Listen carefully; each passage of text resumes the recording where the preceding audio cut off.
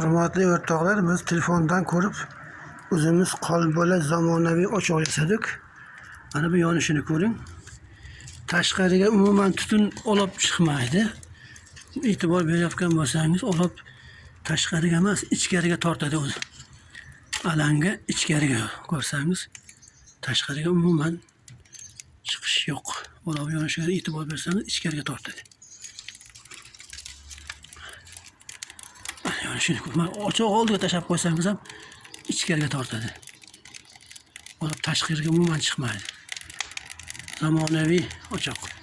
Demak, bu 8 kilo guruch, 8 kilo 10 kilo guruch damlaydigan qozon. Mana bunisi oilaviy 3 kilo 4 kilo guruch damlaydigan qozon. Bu o't yoqilmagan. Mana bu eshigi oilaviy o'zimiz ochoqni oshligimiz kelsa bu demak, mana qopqoq katta qozonlik. Qarang, yoqdimi? Qo'lbola ochoq o'xshatdimi?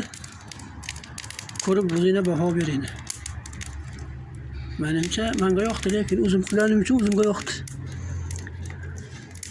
Demakotlarni telefondan ko'rib o'zimiz qo'lbola yasaganmiz.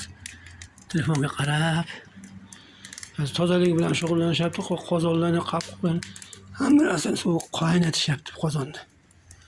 E'tibor bersangiz, bu alanga tashqariga umuman chiqmaydi. Faqat olib ichiga tortib yonadi. Baho berish sizlardan.